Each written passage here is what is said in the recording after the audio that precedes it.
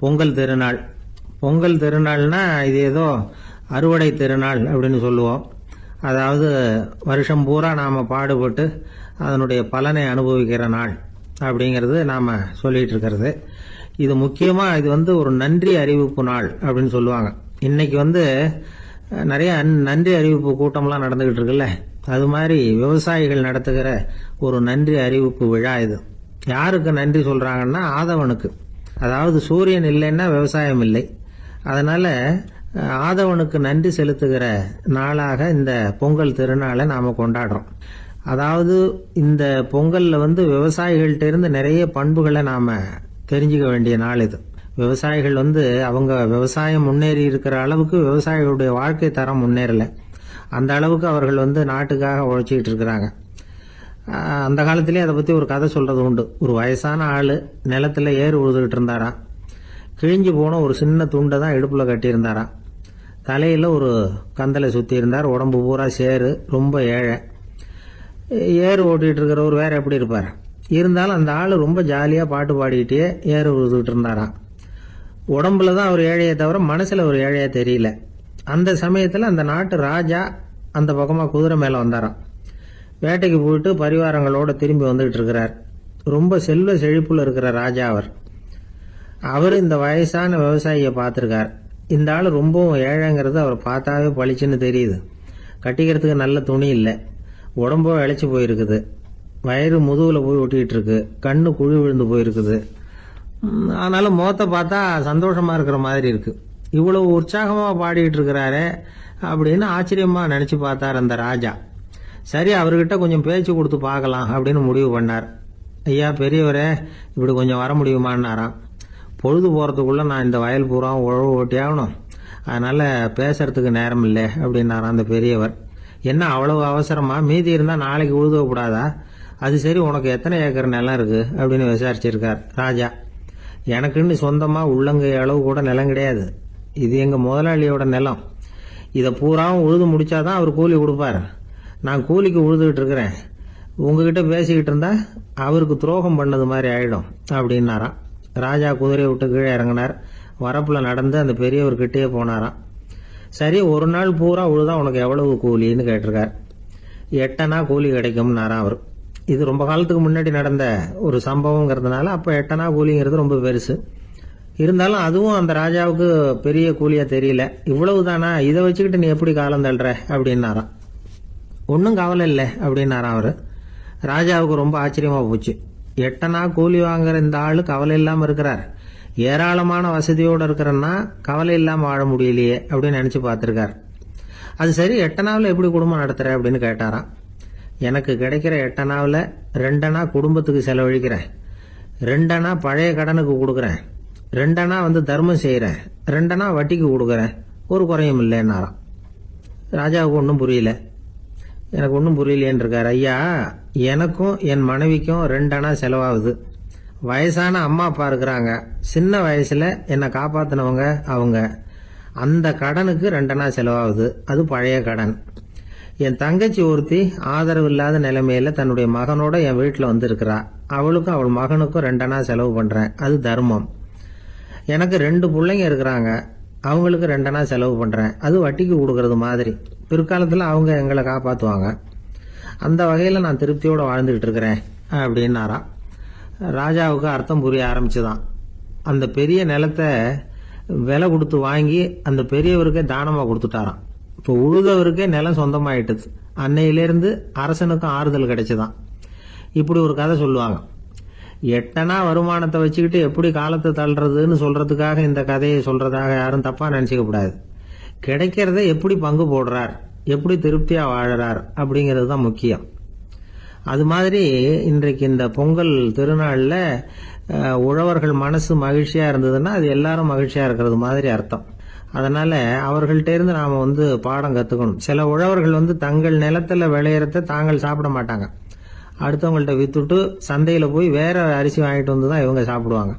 அப்படிப்பட்ட விவசாயிகள்லாம் இது உண்டு. பங்கிடுகிற பண்பை உழவர்கள்ட்ட இருந்து கற்றுக்கொள்ளுங்கள் அப்படிம்பாங்க.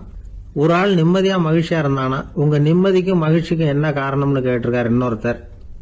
என்கிட்ட இருந்தது பூராவையும் என் பிள்ளைங்களுக்கு சமமா பங்கு போட்டு கொடுத்துட்டேன், எனக்குன்னு எதுவுமே வச்சுக்கல, அதுதான் நிம்மதிக்கு காரணம்னு இருக்கான். உங்ககிட்ட இருந்தது எவ்வளவு இருந்தது அப்படின்னு கேட்டிருக்காரு அவரு. மொத்தமாக ஒரு 50,000 ரூபா இருக்கும் அப்படின்னு இருக்கான். அவ்வளவும் பணமாகவே இருந்ததா அப்படின்னு கேட்டிருக்காங்க அவங்க. இல்லைங்க, அவ்வளவும் கடன், அதை தான் பிரித்து கொடுத்துருக்கேன் பிள்ளைங்க கிட்ட அப்படின்னு நானும். அவன் ஒரு வயசான அம்மா ஒரு நாள் ஃபோன் பண்ணாங்க. ஐயா, நான் இந்த தகவல் நிகழ்ச்சியை தினமும் கேட்குறேன், உங்ககிட்ட ஒரு கேள்வி கேட்கணும் அப்படின்னாங்க. என்னங்க அப்படின்னோம். எனக்கு சொந்தமாக ஒரு நல்ல வீடு இருக்குது, வேணுங்கிற அளவுக்கு பணமும் இருக்குது, கணவரும் ரொம்ப நல்லவர், ரிட்டையர் ஆகி வீட்டில் தான் இருக்கிறார், பிள்ளைங்கள்லாம் பெரிய பெரிய உத்தியோகத்தில் இருக்கிறாங்க, அதில் ஒருத்தன் ஐஏஎஸ், பணம்லாம் கூட நிறைய கொண்டாந்து கொடுக்குறாங்க. அப்படி இருந்தும் என் மனசில் நிம்மதி இல்லை, வாழ்க்கையில் ஒரு நிறைவு இல்லை அப்படின்னாங்க. ஏன்னு கேட்டோம். அதைத்தான் நான் உங்களை கேட்குறேன், ஏன் அப்படி அப்படின்னு திருப்பி கேட்குறாங்க. எங்களுக்கு ஒன்றும் புரியல, கொஞ்ச நேரம் குழம்பி போயிட்டோம்.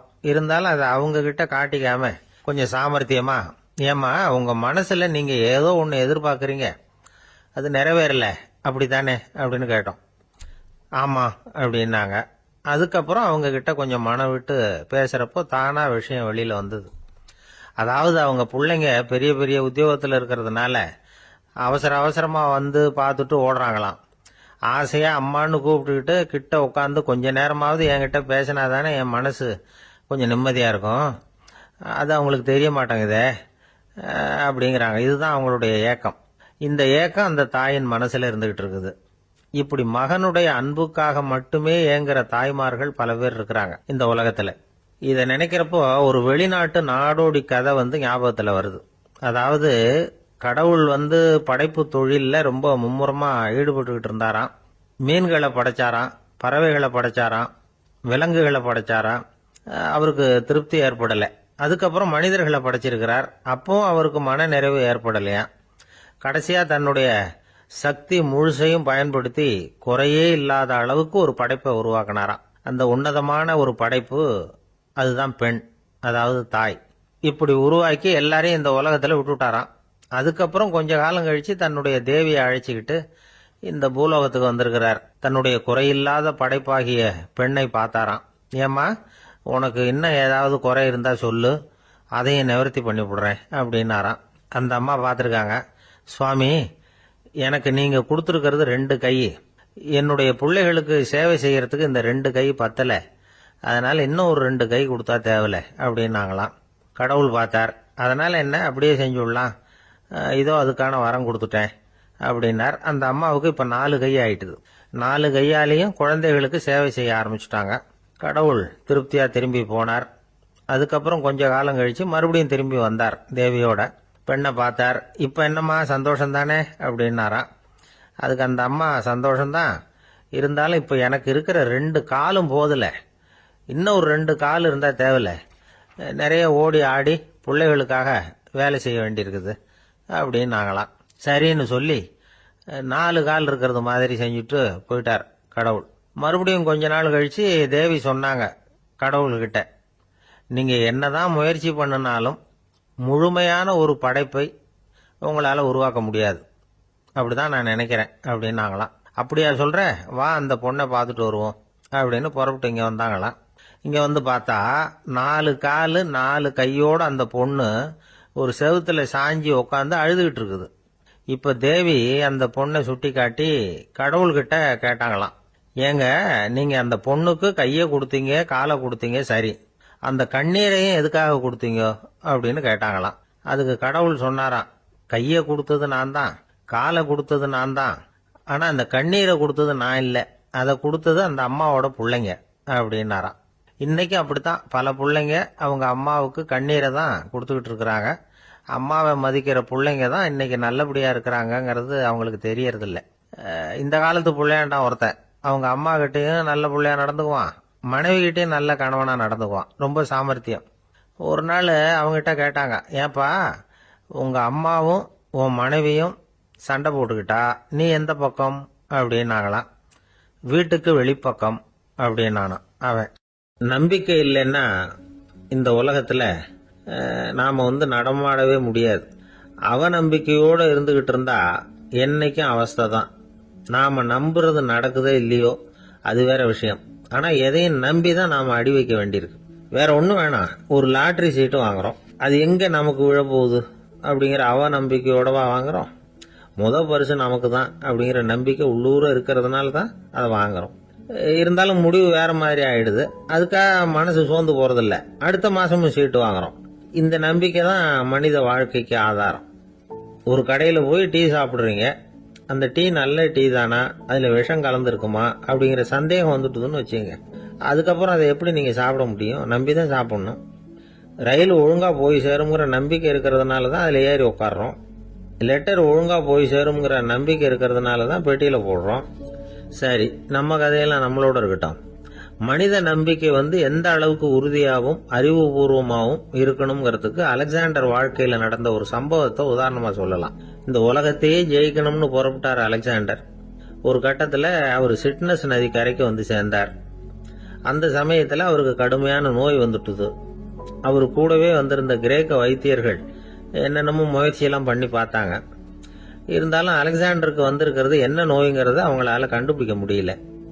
ஏன்னா அந்த பகுதியில் உள்ளவங்களுக்கு மட்டுமே அதிகமா வரக்கூடிய ஒரு வினோதமான நோயா இருந்தது அது. ஆனா அவர் இருக்கிற இடம் எதிரியோட இடம், பாரசீக மன்னனோட ஆளுகைக்கு உட்பட்ட இடம். என்ன பண்றது அப்படின்னு எல்லாரும் யோசனை பண்ணாங்க. பாரசீக மன்னனோட அரண்மனையில் இருக்கிற வைத்தியர் வந்தா இந்த நோயை குணப்படுத்தி விடுவார் அப்படின்னு சொன்னாங்க. இருந்தாலும் எதிரியோட நாட்டில் இருக்கிற வைத்தியரை கூப்பிட்டு எப்படி நம்பி வைத்தியம் பார்க்க சொல்றது அப்படின்னு சொல்லி எல்லாரும் தயங்கினாங்க. ஆனா அலெக்சாண்டர் தயங்கல. பரவாயில்ல, அழைச்சிட்டு வாங்கன்னு விட்டார். உடனே அவரை போய் அழைச்சிட்டு வந்துட்டாங்க. அவர் வந்தாரு. அலெக்சாண்டர் உடம்ப பரிசோதனை பண்ணி பார்த்தார். சரி, இதை குணப்படுத்தி விடலாம், பயப்பட வேண்டியது இல்லை. ஆனா இதுக்கு ஒரு மூலிகை ரசம் தயார் பண்ணி கொடுக்கணும். நான் போய் அதை தயார் பண்ணிட்டு 2 நாள்ல திரும்பி வந்துடுறேன் அப்படின்னு சொல்லிவிட்டு போனார் அந்த வைத்தியர். அதே மாதிரி 2 நாள்ல திரும்பி வந்தார் மூலிகை ரசத்தோட. இதுக்கு இடையில அலெக்சாண்டரோட தளபதிகள்ல ஒருத்தர் ரகசியமா ஒரு எச்சரிக்கை கடிதம் கொடுத்து அனுப்பியிருக்கிறான். அதை வாங்கி என்ன விஷயம்னு பார்த்தார். இப்போ உங்ககிட்ட வந்திருக்கிற எதிரி நாட்டு வைத்தியரை நம்பாதீங்க, அவன் கொண்டுகிட்டு வந்திருக்கிற மூலிகை ரசத்துல விஷம் கலந்துருக்குது அப்படின்னு அதுல எழுதியிருக்கு. அதை பார்த்தார் அலெக்சாண்டர். இருந்தாலும் கொஞ்சம் கூட அலட்டிக்கல. வைத்தியர் கொடுத்த மருந்தை வாங்கி கடகடன்னு குடிச்சுட்டு அதுக்கப்புறம் அந்த கடிதத்தில் இருந்த விஷயத்தை அந்த வைத்தியர்கிட்ட சொன்னார். வைத்தியர் திகைச்சு போயிட்டார். தன் மேல அலெக்சாண்டர் வச்சிருக்கிற நம்பிக்கையை பார்த்து அவருக்கு ரொம்ப வியப்பு. வைத்தியர் உண்மையிலேயே நல்ல மருந்து தான் கொண்டுட்டு கொடுத்துருக்கிறார், அதுல விஷம்லாம் எதுவும் கலக்கல. அதுக்கப்புறம் அலெக்சாண்டர் அந்த வைத்தியரை பார்த்து சொன்னாராம், நம்பிக்கைங்கிற அச்சாணியை ஆதாரமா வச்சுக்கிட்டு தான் இந்த உலகம் சுத்திக்கிட்டு இருக்குது. எனக்கு எதிரியா இருந்தாலும் பாரசீக மன்னர் ரொம்ப பெரியவர். அப்பேற்பட்ட மன்னருடைய அரண்மனை வைத்தியர் தொழில் நேர்மை இல்லாதவரா இருக்க மாட்டார். அப்படி இருந்தா அவரை அரண்மனை வைத்தியரா வச்சிருக்கவே மாட்டாங்க அப்படின்னு நம்பினேன். என்னுடைய நம்பிக்கை வீண் போகல அப்படின்னாராம். இதுதான் மானுட நம்பிக்கைங்கிறது. இந்த காலத்திலயும் இது மாதிரி இந்த மானுட நம்பிக்கை ரொம்பவும் சாமர்த்தியமா கையாளுகிற கெட்டிக்காரங்க சில பேர் இருக்கிறாங்க. ஒரு இந்த காலத்து குரு, அவருக்கு ஒரு சிஷ்யன்.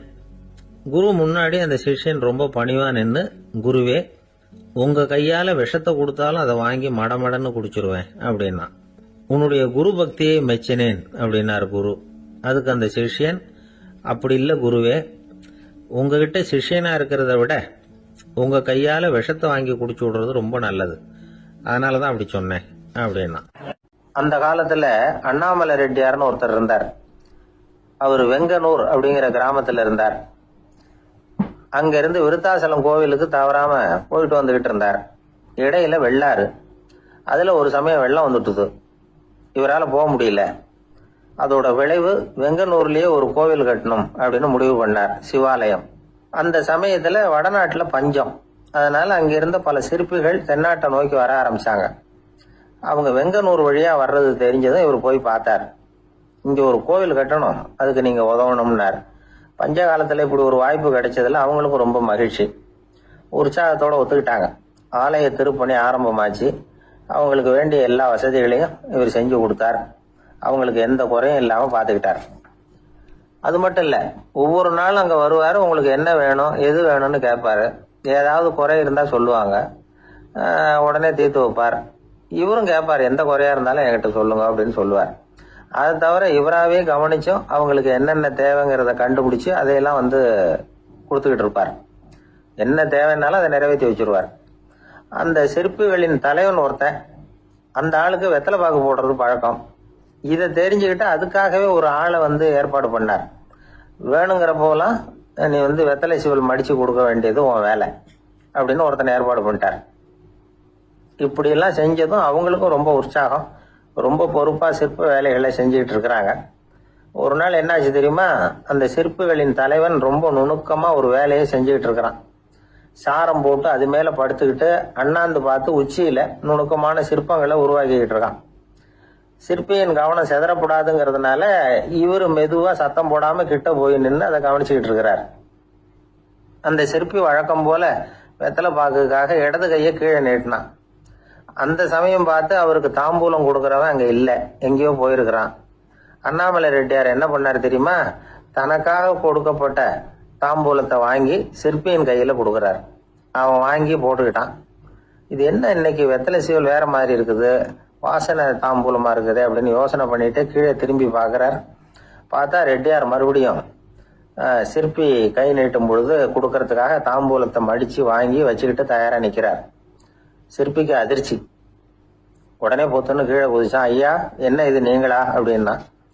இவர் சொன்னார், நான் ஒன்றும் தப்பு பண்ணலையே, உன்னுடைய கை புண்ணியம் செஞ்ச கை, கோயில் கட்டுற கை, அந்த கைக்கு தாம்பூலம் கொடுக்கறதுல என்ன தப்பு அப்படின்னாராம். ஏற்கனவே பஞ்சத்தில் அடிபட்டு வந்த எங்களை நீங்க ஆதரிச்சதே பெரிய விஷயம். இந்த செயல் என்ன ஒரு பெரிய கடனாளி ஆகிவிட்டது. ஐயா, எங்களுக்கு உணவு உடை இதை மட்டும் நீங்க கொடுத்தா போதும், ஊதியம்னு எதுவும் வாங்க மாட்டோம் அப்படின்னு நானும். அந்த சிற்பி எவ்வளவோ வற்புறுத்தியும் எதுவும் வாங்கிக்கலையாம். இந்த செய்தியை தமிழ் தாத்தா டாக்டர் ஊவேசா சொல்லியிருக்கிறார். அந்த காலத்துல எப்படிப்பட்டவங்க எல்லாம் வாழ்ந்திருக்கிறாங்க பாருங்க. இந்த காலத்துல ஒருத்தர் கோவில் கட்டினார், வேலை செய்யற எல்லாருக்கும் சாப்பாடு போடுவார். சிற்ப வேலை செஞ்சுட்டு சாப்பிட வர்ற ஒவ்வொருத்தர் கையையும் அன்பா பிடிச்சு முத்தம் கொடுத்து உள்ள அனுப்புவார். அந்த கைகளுக்கு நீங்க கொடுக்குற மரியாதையாது அப்படின்னு கேட்டாங்க. அடா, அது இல்லைங்க, ஏற்கனவே முதல் பந்தியில சாப்பிட வந்தவன் மறுபடியும் வர்றானான்னு கண்டுபிடிக்கிறதுக்காக கையை பிடிச்சு மோந்து பாக்குறேன் அப்படின்னாராம் அவர். ஒரு ஊர்ல ஒரு ஞானி இருக்கிறார், ரொம்ப பெரிய ஞானி, ரொம்ப வயசாயிட்டுது. கடைசி காலத்துல அவர்கிட்ட சில பேர் வந்தாங்க. உங்க குரு யார் அப்படின்னு கேட்டாங்க. அவர் நிமிர்ந்து பார்த்தார். எனக்கு ஆயிரக்கணக்கான குருமார்கள் உண்டு, அவங்க பேரெல்லாம் சொல்லணும்னா இந்த காலம் பத்தாது, ஆனா முக்கியமான ஒரு 3 பேரை பத்தி மட்டும் உங்களுக்கு சொல்றேன் அப்படின்னாராம்.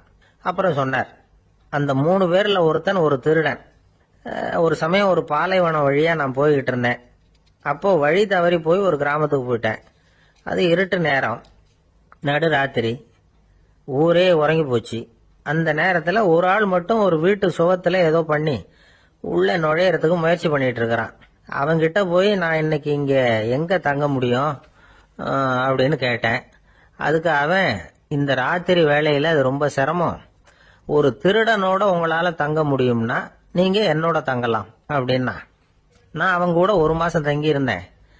ஒவ்வொரு நாள் ராத்திரியும் இப்ப நான் என்னுடைய வேலைக்கு போறேன், நீங்க ஓய்வு எடுத்துக்கங்க அப்படின்னு சொல்லிட்டு போவான். அவன் திரும்பி வந்த உடனே உனக்கு ஏதாவது கிடைச்சுதான்னு நான் கேட்பேன். அதுக்கு அவன், இன்னைக்கு ராத்திரி ஒண்ணும் இல்ல, நாளைக்கு மறுபடியும் முயற்சி பண்ணுவேன் அப்படின்பா. எப்பவும் அவன் நம்பிக்கை இழந்ததே கிடையாது, எப்பவும் சந்தோஷமாவே இருப்பான். நானும் ரொம்ப காலமா தியானம் பண்ணிக்கிட்டே இருந்தேன், ஒண்ணுமே நடக்கல. ஆனா நான் என்ன பண்ணேன் தெரியுமா? மனசு வருத்தப்படும், நம்பிக்கை இழந்துருவேன். அப்பெல்லாம் அந்த திருடனுடைய விடாமுயற்சி தான் ஞாபகத்துக்கு வரும். அதனால அந்த திருடன் எனக்கு ஒரு குரு. என்னுடைய 2வது குரு யாருன்னா அது ஒரு நாய். இது எப்படின்னா, ஒரு சமயம் எனக்கு ரொம்ப தாகமா இருந்தது. ஒரு நதியை நோக்கி போயிட்டு இருந்தேன். அப்போ ஒரு நாயும் வந்தது, அதுக்கும் தாகம். ஓடி ஆத்த பார்த்தது. அதோட நிழல் ஆத்துல தெரிஞ்சது. அதை பார்த்ததும் பயந்துட்டுது. அதாவது அது தன்னுடைய சொந்த உருவத்தையே கண்டு பயந்தது. அதை பார்த்து குறைக்குது, திரும்பி ஓடிச்சு. ஆனா அதுக்கு தாகம் அதிகமா இருந்ததுனால அது மறுபடியும் திரும்பி வந்தது. பார்த்தா மறுபடியும் தண்ணியில நாயோட உருவம் தெரியுது. இப்படி சில தடவை பண்ணிச்சு. இருந்தாலும் கடைசியில் தண்ணியில குதிச்சுட்டுது துணிஞ்சி. இப்படி குதிச்ச உடனே அதோட உருவமும் மறைஞ்சுட்டுது. இத பார்த்தேன். நான் என்ன புரிஞ்சுக்கிட்டேன்னா, எவ்வளவுதான் பயம் இருந்தா கூட ஒருத்தன் தைரியமா காரியத்துல இறங்கணும் அப்படிங்கறத புரிஞ்சுக்கிட்டேன். இந்த போதனை அந்த நாய்கிட்ட இருந்து எனக்கு கிடைச்சது. இது ஒண்ணு. அடுத்தது என்னுடைய மூன்றாவது குரு யாருன்னா அது ஒரு சின்ன குழந்தை. நான் ஒரு சமயம் ஒரு நகரத்துக்கு போனேன். அங்க ஒரு குழந்தை எரிகிற மெழுகுவத்தி ஒன்று எடுத்துக்கிட்டு வந்தது. நான் அந்த குழந்தைய பார்த்து வேடிக்கையா கேட்டேன், ஏன் பாப்பா இந்த மெழுகுவத்திய நீயாவே கொளுத்துனியா அப்படின்னு கேட்டேன். ஆமான்னுது அந்த குழந்தை. சரி, இந்த மெழுகுவத்தி முன்னாடி எரியாம இருந்தது, இப்ப எரியுது. இந்த மெழுகுவத்திக்கு வெளிச்சம் எங்க இருந்து வந்தது, அதை எனக்கு காட்ட முடியுமா அப்படின்னு கேட்டேன் அந்த குழந்தைகிட்ட. இதுக்கு அந்த குழந்தை சிரிச்சுக்கிட்டு அந்த மெழுகுவத்திய ஊதி அணைச்சுட்டுது. அதுக்கப்புறம் என்ன பார்த்து கேட்டுது, இப்ப இந்த மெழுகுவத்தியின் வெளிச்சம் போனதை பாத்தீங்க இல்லையா, அது எங்க போச்சுன்னு எனக்கு சொல்லுங்க அப்படின்னுது. அந்த குழந்தை இப்படி கேட்டதும் என்கிட்ட இருந்த ஆணவம் அழிஞ்சுட்டுது. நான் படிச்சதெல்லாம் அந்த வினாடியில சுக்கு நூறா போயிட்டுது. என்னுடைய முட்டாள்தனத்தை நான் உணர்ந்தேன் அப்படின்னு இவ்வளவு அந்த ஞானி விவரமா சொன்னாராம். அதனால நாம இன்னார்கிட்ட இருந்து தான் இதை கத்துக்கணுங்கிறது இல்லை, யாருகிட்ட இருந்தும் எதையும் கத்துக்கலாம். நம்மால் ஒருத்தன் ஒரு நாய் வளர்த்துக்கிட்டோம்னா அந்த நாய்க்கு வால் கிடையாது, யாரோ ஏற்கனவே வெட்டி எடுத்துட்டாங்க. இந்த நாய் தான் சார் எனக்கு குரு, அதுகிட்டே இருந்து கூட நான் பாடம் கத்துக்கிட்டு இருக்கிறேன் அப்படின்னா, அப்படி என்ன கத்துக்கிட்டேன் இந்த வால் இல்லாத நாய்கிட்ட இருந்து அப்படின்னு கேட்டோம். நாம யாருகிட்டையும் வாலாட்டக்கூடாது அப்படிங்கிற பாடத்தை அதுகிட்ட இருந்து தான் நான் கத்துக்கிட்டேன் அப்படின்னா. ஒரு ராஜா ஊரெல்லாம் சுத்தி பார்த்துட்டு வரலாம்னு ஒரு நாள் புறப்பட்டு போனார். ஒரு இடத்துல தறி நெசவு வேலை ரொம்ப மும்முரமா நடந்துகிட்டு இருந்தது. ஒரு பெரியவர் தறியால நெசவு வேலை செஞ்சுக்கிட்டு இருந்தார். பக்கத்துல ஒரு அழகான பொண்ணு உட்காந்து நூலை சுத்திக்கிட்டு இருக்குது. ராஜா அந்த பெரியவரை பார்த்து யார் இந்த பொண்ணுன்னு விசாரிச்சார். ராஜா அப்படி கேட்டதும் அவருக்கு ரொம்ப பெருமையா போயிட்டுது. ஏன்னா உட்கார்ந்து இருந்தது அவரோட மகள். அரசே, இது என்னுடைய மகள், இவ வேகமா நூல் தெரிக்கக்கூடியவள், வைக்கோல எடுத்து இவ தெரிச்சா கூட அது எல்லாம் பவுனிழையா வெளியில வரும் அப்படின்னு ஒரு ராசி இவளுக்கு அப்படின்னு ரொம்ப பெருமையா ராஜா கிட்ட சொன்னார். ராஜா இதை கேட்டதும் அசந்துட்டார். அப்படியா, இவ்வளவு அழகும் சாமர்த்தியமும் உள்ள இந்த பொண்ணு என்னோட வரட்டுமே, இவளை என் மருமகளா ஆக்கிக்கிறேன் அப்படின்னார் ராஜா. அந்த பெரியவருக்கு ஒன்றும் புரியல. ஏதோ கொஞ்சம் பெருமையா சொல்ல போவ அது இப்படி ஆயிட்டுதே அப்படின்னு கவலைப்பட்டார். இருந்தாலும் ராஜா பேச்ச தட்ட முடியுமா, மகளை அனுப்பி வச்சுட்டார். ராஜா அந்த பொண்ணை அரண்மனைக்கு அழைச்சிட்டு வந்தாரு. அங்க ஒரு அறையில வச்சு பூட்டி விட்டார். அந்த ரூம் நிறைய வைக்கோல கொண்டாந்து போட்டு அடைச்சாங்க. 3 ராட்டைகள் வேற வச்சிருந்தாங்க. நாளைக்கு பொழுது விடியறதுக்குள்ள நீ இந்த வைக்கோலையெல்லாம் தங்க இழைகளா மாத்தி காட்டணும். நாளைக்கு காலம்பரம் வந்து நான் இந்த அறை கதவை திறப்பேன். உன் தகப்பன் சொன்னது மாதிரி எல்லாம் தங்கமா மாறி இருக்கணும், இல்லைன்னா நீ உயிர் தப்ப முடியாது அப்படின்னு உத்தரவு போட்டார். பாவம் அந்த பொண்ணு என்ன பண்ணும், பகல் பூரா அழுதுகிட்டே உட்காந்துருக்குது. ராத்திரி பூராவும் தூக்கம் வரல.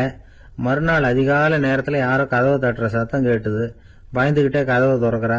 திறந்து பார்த்தா வெளியில 3 அவலட்சணமான பெண்கள். ஒருத்திக்கு வந்து கால் அகலமா முறை மாதிரி இருக்கு, இன்னொருத்திக்கு கட்டை விரல் கரண்டி மாதிரி பெருசா இருக்குது, 3வது பொண்ணுக்கு உதடு தடிச்சு ரப்பர் மாதிரி தொங்கிக்கிட்டு இருக்கு. யார் நீங்க, உங்களுக்கு என்ன வேணும் அப்படின்னு கேக்குது இந்த பொண்ணு. நாங்க உங்களுக்கு உதவி செய்யறதுக்கு தான் வந்திருக்கிறோம் அப்படின்னு சொல்லி உள்ள வந்தாங்க, உட்கார்ந்தாங்க. கொஞ்ச நேரத்துக்குள்ள உள்ள இருந்த வைக்கோலை எல்லாம் தங்க இழைகளா மாத்தி கொடுத்துட்டு போயிட்டாங்க. காலையில ராஜா வந்தார், பார்த்தார். ஆகா பேஷுனார். இன்னும் கொஞ்சம் வைக்கோலை கொண்டாந்து அந்த ரூம்ல போட சொன்னார். இந்த வைக்கோலையும் இன்னைக்கு தங்கமா மாத்தி விடு, நாளைக்கு மறுநாள் உனக்கும் இளவரசனுக்கும் கல்யாணம்னு சொல்லிவிட்டார். இன்னைக்கு ராத்திரி அந்த 3 பொண்ணுங்களும் வந்தாங்க. வைக்கோலை பொண்ணு இழைகளா மாத்தினாங்க, புறப்பட்டாங்க. இந்த பொண்ணு அவங்க காலில் விழுந்து வணங்கினா. என் உசுரை காப்பாத்தினீங்க, உங்களுக்கு நான் என்ன கைமாறு செய்ய போறேன் அப்படின்னா. பயப்படாத, நீ விரும்பினா எங்களுக்கு ஒரு உதவி செய்யலாம். உன்னுடைய கல்யாணத்துக்கு நாங்க 3 பேரும் வரோம். நீ எங்களை வந்து வரவேற்று ராஜா கிட்டையும் இளவரசர்கிட்டையும் நாங்க வந்து உன்னோட பெரியப்பா பொண்ணுங்கன்னு சொல்லி அறிமுகப்படுத்தி வை, நாங்க விருந்து சாப்பிட்டுட்டு போயிடுறோம் அப்படின்னாங்க. ரொம்பவும் சந்தோஷமா சரின்னு ஒத்துக்கிட்டா. கல்யாண நாள் வந்தது. கல்யாணம் ரொம்ப கோலாகலமா நடந்துகிட்டு இருக்கு. எல்லா தேசத்து ராஜா ராணிகளும் வந்துகிட்டு இருக்கிறாங்க. அந்த 3 அவலட்சணமான பொண்ணுங்களும் வந்து சேர்ந்தாங்க. யார் இவங்கன்னு கேட்டார் ராஜா. என் பெரியப்பா பொண்ணுங்க அப்படின்னா அந்த பொண்ணு. காலும் உதடும் கட்டை விரலும் ஏன் இப்படி உங்களுக்கு அவலட்சணம் ஆயிட்டுது அப்படின்னு கேட்டார். அதுக்கு அந்த பொண்ணுங்க பதில் சொன்னாங்க. என்ன செய்யறது, ஓயாம வைக்கோல 100 ஒருத்தியோட கட்டை விரல் அப்படி கரண்டி மாதிரி ஆயிட்டுது, நாக்கில் தொட்டு தொட்டு திரிச்சதுனால ஒருத்தியோட உதடு அப்படி ஆயிட்டுது, காலால கட்டையை அழுத்தி அழுத்தி தறி போட்டதுனால இன்னொருத்தையோட கால் இப்படி ஆயிட்டுது. உங்க மருமகளா வந்திருக்கிற இந்த பொண்ணு அந்த மூணையுமே செய்ய தெரிஞ்சவ தான். என்ன ஆக போதும் இன்னும் கொஞ்ச நாள்ல அப்படின்னாங்க. அவ்வளவுதான், ராஜா பயந்துட்டார். அம்மா, இன்னையிலிருந்து நீ இளவரசனின் மனைவி, நீ எப்பவும் அழகா இருக்கணும், அதனால நீ இனிமே வைக்கோலை திரிக்கவே கூடாது அப்படின்னு உத்தரவு போட்டார். அவளை இக்கட்டான சூழ்நிலையிலிருந்து காப்பாத்தின அந்த 3 பொண்ணுங்களும் சந்தோஷமா திரும்பி போயிட்டாங்களாம். சுவாமி சின்மயானந்தர் இந்த கதையை சொல்லி இருக்கிறார். தன்னலம் மறந்து சுயலாபத்தை தியாகம் செய்யறது வைக்கோல்ல இருந்து தங்க இழைய நூக்கிறது மாதிரி அப்படிங்கிறார் அவர். அது இருக்கட்டும், இப்ப நம்ம கதைக்கு வருவோம். ஒரு ராஜா தன்னோட மகனுக்கு சுயவரம் நடத்தினார். எல்லா தேசத்தில இருந்தும் ராஜகுமாரர்கள் வந்திருந்தாங்க. ராஜகுமாரிய கல்யாணம் பண்ணிக்கலாம்ங்கிற ஆசையில சுயம்பர மண்டபத்திலிருந்து எல்லா ராஜகுமாரர்களும் அலறி அடிச்சுக்கிட்டு வெளியில ஓடி வந்துட்டு இருக்கிறாங்களாம். ஏன் அப்படி எல்லாரும் மிரண்டு போய் ஓடி வர்றாங்கன்னு கேட்டார் ஒருத்தர். அதுக்கு இன்னொருத்தர் விவரம் சொன்னார். ராஜகுமாரியை இன்னைக்குதான் அவங்க நேர்ல பார்த்தாங்களாம், அதுதான் அப்படி ஓடி வந்துட்டு இருக்கிறாங்க அப்படின்னார். ஒரே ஒரு ஊர்ல ஒரு ராஜா இருந்தாராம். அவர் நிறைய சம்பாதிக்கணும்னு திட்டம் போட்டார். தனக்காக சம்பாதிக்கணும்னு நினைக்கல, தன்னுடைய நாட்டுக்காக சம்பாதிக்கணும் அப்படின்னு நினைச்சார். அரசாங்க கருவூலத்துல கையிருப்பு குறைச்சலா இருந்தது. மக்கள் கிட்ட வரி விதிச்சாகணும், வேற வழி இல்லை. ஆனாலும் அந்த ராஜா மக்கள் கஷ்டப்படக்கூடாது அப்படின்னு நினைக்கிறவர். மக்கள் வரியையும் கட்டணும், அதே நேரத்தில் அவங்க சிரமப்படவும் கூடாது. இதுக்கு தகுந்த மாதிரி ஒரு திட்டம் போட்டார். அது பிரகாரம் என்ன பண்ணார்னா, அந்த நாட்டில் ஒரு 3 பெரிய குளங்களை தோண்டினார். அது நிறைய தண்ணீரை நிரப்புனார். அதுக்கப்புறம் எங்கேயோ தேடி பிடிச்சி 3 விதமான மீன்களை கொண்டுகிட்டு வந்தார். அந்த 3 குளங்கள்லையும் விட்டார். அதை ஒவ்வொரு குளத்திலையும் ஒவ்வொரு விதமான மீன்கள். அந்த மீன்களுக்கு அபூர்வமான ஒரு சக்தி உண்டு. அது எப்படின்னா, அந்த குளத்துல குளிக்க வர்றவங்களுக்கு அந்த மீன்கள் கடிக்கும் பொழுது வலி ஏற்படுறதில்லை. அதுக்கு பதிலா மகிழ்ச்சி நிறைந்த ஒரு இனிமையான உணர்வை அவங்க அனுபவிச்சாங்க. அது எப்படின்னா, இந்த முதல் குளத்துல இருந்த மீன்களால கடிக்கப்படும் பொழுது ஒரு விதமான இன்ப மயக்கத்துல திளைச்சிருக்கிறது மாதிரி உணர்வு. இந்த 2வது குளம் இருக்க, அதுல இருக்கிற மீன் கடிச்சதுன்னு வைங்க, மக்களுக்கு எப்படி இருக்கும்னா, கால்களே தரையில படாம அப்படியே ஆகாயத்துல மிதக்கிறது மாதிரி ஒரு உணர்வு. அதை அனுபவிக்கிறாங்க. 3வது குளத்துல இருக்கிற மீன் கடிச்சதுன்னா அவங்கெல்லாம் அப்படியே கோடீஸ்வரரா மாறிட்டதாக ஒரு உணர்வு. அதை அவங்களால அனுபவிக்க முடியுது. இப்படி ஒரு அபூர்வமான மீன் அது, அந்த 3 வகை. இப்படி இருந்தா மக்கள் அந்த குளங்கள் குளிக்கிறதுக்கு ஆசைப்படாம இருப்பாங்களா? அதனால கூட்டம் கூட்டமா அலமோத ஆரம்பிச்சுட்டாங்க. ஒவ்வொரு குளத்தின் கரையிலேயும் கியூ வரிசையில் நிக்க ஆரம்பிச்சுட்டாங்க. அந்த நாட்டு மன்னர் என்ன பண்ணாருன்னா, ஒவ்வொரு குளத்தங்கரையிலையும் ஒரு ராஜாங்க அதிகாரியை உட்கார வச்சார். டிக்கெட்டை அடிச்சு கொடுத்தார். குளிக்க வர்றவங்க கிட்ட ஒரு குறிப்பிட்ட தொகையை கட்டணமா வசூலிக்க ஆரம்பிச்சார். அவ்வளவுதான், அரசாங்க கருவூலம் நிரம்ப ஆரம்பிச்சுட்டுது. ராஜாங்கத்துக்கு தேவையான பணம் கிடைச்சிட்டுது. இது ஒரு கதை. இத பத்தி என்ன நினைக்கிறீங்க? அதாவது மக்களுக்கு சுமை தெரியாமலே வரி வசூல் பண்றது நல்லது தானே அப்படின்னு நினைப்பீங்க. ஆனா இன்னைக்கும் உலகத்துல பல அரசாங்கங்கள் இதே மாதிரி 3 குளங்களை வெட்டி வச்சிருக்குது. மக்களும் அதுல குளிச்சுக்கிட்டு தான் இருக்கிறாங்க. அது எப்படிங்கிறீங்களா? அந்த முதல் குளம் தான் சினிமா தியேட்டர். அதுல குளிக்கிறவங்க தான் ஒரு விதமான இன்ப மயக்கத்துல திளைச்சிருக்கிறது மாதிரியான உணர்வை அனுபவிக்கிறவங்க. 2வது குளம் தான் சாராய கடை. இந்த குளத்துல குளிக்கிறவங்க தான் கால்களே தரையில படாம ஆகாயத்துல மிதக்கிறது மாதிரி உணர்வை அனுபவிக்கிறவங்க. 3வது குளம் லாட்டரி டிக்கெட். இதுல குளிக்கிறவங்க தாங்கள் அப்படியே கோடீஸ்வரர்களா மாறினது மாதிரி ஒரு உணர்வு, அதை அனுபவிக்கிறவங்க. இன்னைக்கு பல நாடுகள் இந்த குளங்களை பயன்படுத்திக்கிட்டு தான் வராங்க. ஒரு பூவில் வண்டு உட்காருது. அதுல இருக்கிற தேனை வண்டு எடுக்குது. இந்த சமயத்துல அந்த பூவுக்கு வலிக்குமா? அதுக்கு வலிக்கிறது இல்லை. அந்த பூவோட மலர்ச்சியும் வளர்ச்சியும் குன்றி போறதும் கிடையாது. ஒரு ராஜா மக்கள் கிட்ட வரி வசூல் பண்ணும் பொழுது மக்களுக்கு சிரமமும் தெரியக்கூடாது, அதே நேரத்தை அதனால அவங்க வாழ்க்கையும் கெட்டு போயிடக்கூடாது. அது மாதிரி வரி வசூல் பண்ணணுமா. இது காளிதாசனின் ரகுவம்சத்துல காணப்படுகிற ஒரு கருத்து. ஒரு சின்ன குழந்தை தவறுதலா ஒரு 25 காசு நாணயத்தை மூழ்கி விட்டுது. காசு வயத்துக்குள்ள போயிட்டுது. அந்த குழந்தையோட தாய் உடனே குழந்தைய தூக்கிட்டு ஆஸ்பத்திரிக்கு புறப்பட்டாங்க. அப்ப அந்த பக்கமா ஒருத்தர் வந்தார் தெருவில். என்ன விவரம்னு கேட்டார். இவங்க சொன்னாங்க, குழந்தை காசை முழுங்கிட்டுது, அதான் அவசரமா ஆஸ்பத்திரிக்கு தூக்கிட்டு ஓடுறேன் அப்படின்னாங்க. அவர் வந்தவர் சொன்னார், கவலைப்படாதம்மா, உடனே இப்படி கொடுங்க குழந்தைய அப்படின்னு கையில் வாங்கினார். ஒரு கையில் அந்த குழந்தையோட கால் ரெண்டையும் பிடிச்சி தலைகீழாக தூக்கி பிடிச்சார். இன்னொரு கையால் அந்த குழந்தையோட வயத்தில் குறிப்பாக ஒரு இடத்துல அப்படியே தேடி அந்த சுட்டு விரலால் ஒரு இடத்துல பொட்டுன்னு தட்டினார். உடனே காசு அந்த குழந்தையோட வாய் வழியாக வெளியில் வந்து விழுந்துட்டுது. காசை எடுத்துக்கிட்டு, இந்தாங்கம்மா உங்கள் குழந்தை அப்படின்னார். ரொம்ப நன்றிங்க, நிச்சயமாக நீங்கள் ஒரு டாக்டராக தான் இருக்கணும், என்னுடைய யூகம் சரிதானே அப்படின்னாங்களாம் அந்த அம்மா. அதுக்கு அவர், இல்லைங்க, நான் ஒரு இன்கம் டேக்ஸ் ஆஃபீஸர், வருமான வரி அதிகாரி அப்படின்னு சொல்லிவிட்டு போனாராம்.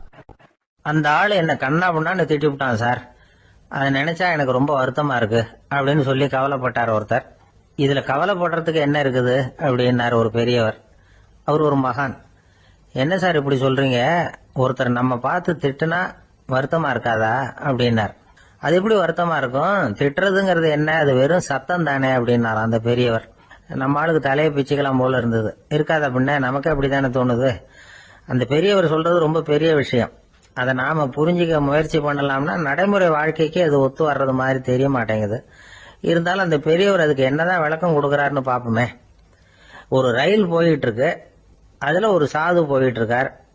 அந்த ரயில் அவரு ஹரித்வாரம் போயிட்டு இருக்காரு. அவரு ரயில்ல ஏகப்பட்ட கூட்டம். நம்ம ஊர் ரயில் கேட்க வேணும், டிக்கெட் வாங்கிட்டு கொஞ்சம் பேர், வாங்காத கொஞ்சம் பேர். அது என்னத்துக்கு அனாவசியமா டிக்கெட் அப்படிங்கிற நினைப்புல பாதி பேர். இந்த கூட்டத்துக்கு மத்தியில அந்த சாதுவும் போயிட்டு இருக்கிறார். உட்கார்றதுக்காக இருந்த இடத்துல ஒரு ஆள் படுத்திருக்கிறான், கொஞ்சம் முரட்டு ஆசாமி. அவன் காலு பக்கத்துல கொஞ்சோண்டு இடம் பாக்கி இருந்தது. அந்த இடத்துல இந்த சாது உட்காந்துருந்தார். மெதுவா உட்காந்துக்கிட்டார் போய். ஆனா அந்த ஆளு ராத்திரி பூரா இவரை காலால உதச்சிக்கிட்டே இருக்கிறான். அது இவருக்கு ரொம்ப அவமானமா பட்டது. அதனால துக்கம் ஏற்பட்டது. இருந்தாலும் அதை ஒரு மாதிரியா சகிச்சுக்கிட்டே இவர் வந்து சேர்ந்தார். பொழுது விடிஞ்சது. அந்த சாது ஹரித்வார் வந்து சேர்ந்தார். அங்க ஒரு பெரிய ஞானியை சந்திச்சார். ராத்திரி ரயில்ல அந்த ஆளு உதைச்சதையும் அதனால தனக்கு ஏற்பட்ட துக்கத்தையும் இந்த சாது அந்த ஞானி கிட்ட சொன்னார். சொல்லிவிட்டு, ஏன் சுவாமி, எனக்கு துக்கம் ஏற்பட்டதே அது தப்பா அப்படின்னு கேட்டார். தவறுதான் அந்த ஞானி. உனக்கு இன்னமும் தேக அபிமானம் போகலைங்கிறது தான் அது காட்டுது. அஷ்டாவக்கிரர் என்ன சொல்றார் தெரியுமா, உண்மையான ஞானி யாராவது தன்னை வந்தனை செய்தால் அதற்காக சந்தோஷப்பட மாட்டார், யாராவது நிந்தனை செய்தால் அதற்காக வருத்தப்பட மாட்டார் அப்படின்னு சொல்றார். நிந்தனைங்கிறது ஒரு ஒலி தான். தேகாபிமானம் இருக்கிற வரைக்கும் இந்த ஒலி நம்மளை வேதனைப்படுத்தும். நான் தேகம் இல்லை, ஆத்மா அப்படிங்கிற நினைவு இருந்தா இந்த ஒலி நம்மளை பாதிக்காது. மனு என்ன சொல்றார் தெரியுமா, ஒரு சாதகன் பாராட்டுதலை விஷம்னு நினைச்சு பயப்படணும், அவமானத்தை அமிர்தம்னு நினைச்சு சந்தோஷப்படணுங்கிறார். அவமானப்பட்டா கவலைப்படாம எப்படி இருக்க முடியும் அப்படின்னு தான் நமக்கு தோணும். அதனாலதான் நம்மள யாரும் இதுக்கு உதாரணமா யாரையும் காட்ட முடியல. புத்தரையும் கபீரையும் உதாரணமா காட்டுறாங்க. அவங்களுக்கெல்லாம் அவமானம் ஏற்பட்டப்போ கவலையே படலையாம். புத்தரை அவமானப்படுத்தணுங்கிறதுக்காக கௌசாம்பி ராணி ஒரு இளம் பெண்ணை கொலை பண்ணி சடலத்தை புத்தர் குடிசைக்கு முன்னாடி போட சொன்னார். போட்டாங்க. புத்தர் தான் அந்த பொண்ணை கெடுத்து கொலை பண்ணி விட்டாருன்னு எல்லாரும் நினைச்சாங்க. ஆனா புத்தர் இதை பத்தி கவலையே படல. அப்புறமா உண்மை தெரிஞ்சதும் புத்தர் புகழ் இன்னும் அதிகமாயிட்டு. ஒரு பெரிய சபையில ஒரு மோசமான பொண்ணு நுழைஞ்சு தனக்கும் கபீருக்கும் சம்பந்தம் உண்டுன்னு சொன்னா கபீர் கவலைப்படல. அவங்க மாதிரியெல்லாம் நாமளும் இருக்க கத்துக்கணும். நிந்தனை, அபகீர்த்தி, அவமானம் எல்லாம் ஆண்டவன் கொடுக்கிற பிரசாதம்னு நினைக்கணும் அப்படின்னு சொல்றார் அந்த ஞானி. இதை கேட்ட இந்த காலத்து ஆசாமி ஒருத்தர், நான் கூட அப்படிதான் சார், யாராவது அவமானப்படுத்தினா கவலைப்பட மாட்டேன். நேத்து கூட ஒருத்தர் என்ன பலார்னு அரைஞ்சுட்டார், நான் கொஞ்சம் கூட கவலைப்படல, பேசாம வந்துட்டேன்னார். ஏன் அப்படி வந்துட்டீங்க அப்படின்னு. அவர் அரைஞ்சதுலேயும் ஒரு அர்த்தம் இருந்தது, அதனாலதான் அப்படி வந்துட்டேன்னார். ஏன் அரைஞ்சாருன்னு கேட்டேன். 10 வருஷத்துக்கு முன்னாடி 15 ரூபா அவர்கிட்ட கடன் வாங்கினேன், அதை கேட்டு கேட்டு பார்த்துட்டு கடைசியா தான் அரைஞ்சார் அப்படின்னார். ஆண்டவனுடைய பிரசாதம் இவருக்கு அடிக்கடி கிடைக்கும் போல இருக்கு. இந்த உலகத்துல எல்லாருக்கும் மகிழ்ச்சி தரக்கூடிய ஒரு பொருள் எது? இது ஒரு முக்கியமான கேள்வி. இந்த கேள்விக்கு பொருத்தமான ஒரு பதில உங்களால சொல்ல முடியுமா?